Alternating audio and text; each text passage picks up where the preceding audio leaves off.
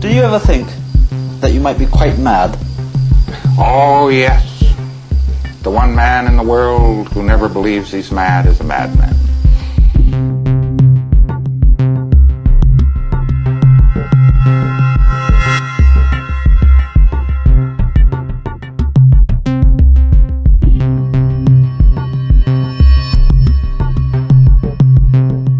Ali is taken to see the director of the pool mission, Roger Kay. He's always keen to sell her more courses. She's already spent £250 and claims to have little money left.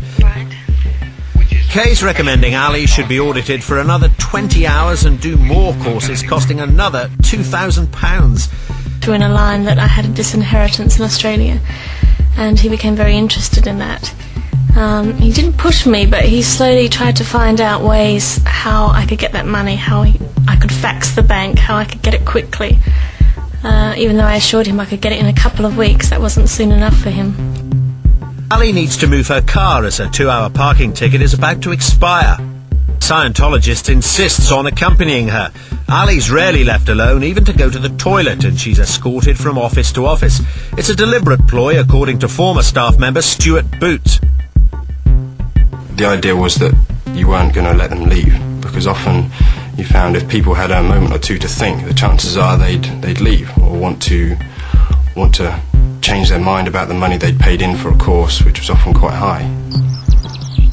Stuart Boot was 5th in command at Pool Mission until November last year. He attended many late-night meetings to decide which clients to hit financially.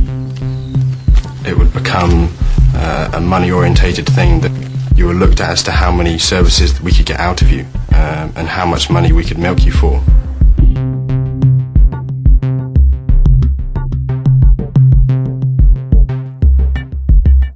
You basically make the person feel really, really bad about the condition they're in. You take their problems and you magnify them.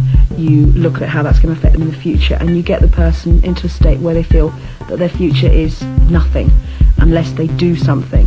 And then you tell them that the only thing they can do is Scientology. The bridge costs more than £20,000. To pay for it, Alex was persuaded to cash in an insurance policy, but he was told it had to be done immediately. I'd spoken to the insurance company and been told that, there was no way they could get it that week.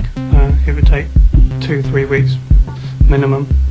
So I went back to Scientology and they say, no, this is not correct.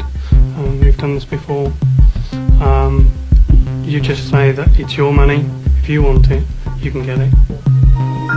They were right. When Alex insisted he wanted the money quickly, the insurance company paid up.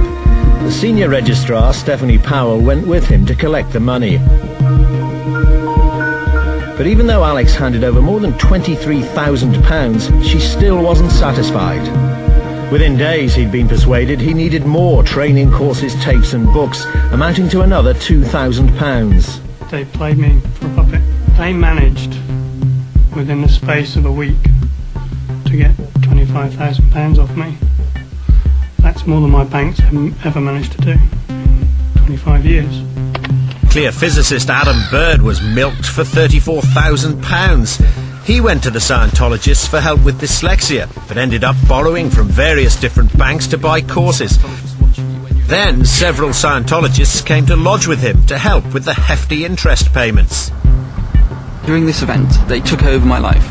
I had not intended to put lodges in my house. I now had lodges in my house with Scientologists, one of whom was quite high up in their command structure. To help pay again, another one of them had loaned my car and was supposedly paying me rent for it. I then didn't have any means of transport. Fry gave the Scientologists £21,000 under the influence of these staring routines. I actually stared into somebody's eyes for an hour and a half, just continually, and straight afterwards I was taken upstairs to buy more courses, and I can remember just handing over, actually signed a piece of blank paper with my initials, and then gave them, they typed a letter of authority in around it, and I just went and drew out what they wanted. People were persuaded to remortgage their homes, sell their homes, cash in the policies that were supposed to pay off their mortgages, borrow against their pensions, sell their family jewels, borrow from their families, sell their cars, Anything you can possibly imagine that a person could do to raise money, people were persuaded to do to pay into Scientology. In the Bournemouth mission every Thursday evening, the executives met to draw up a list of emotionally vulnerable recruits to be targeted that week.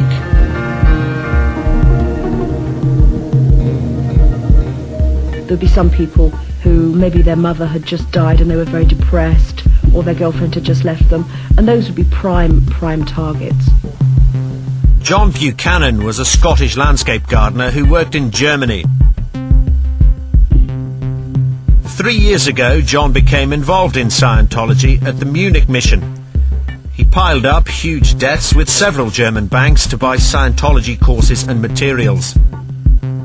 Last November, to escape his debts, he committed suicide. He left a final note for his mother, Mary MacDonald. He explained that he believed that he would come back to life and return to Scotland. The Scientology had taught John Buchanan to believe in reincarnation. It definitely said that he was going to be reincarnated and come back in another life or another form, which obviously something that he was never brought up to believe in, and I just didn't know that he did believe in things like that. John Buchanan did return to Scotland to be buried in this village churchyard in the Trossachs.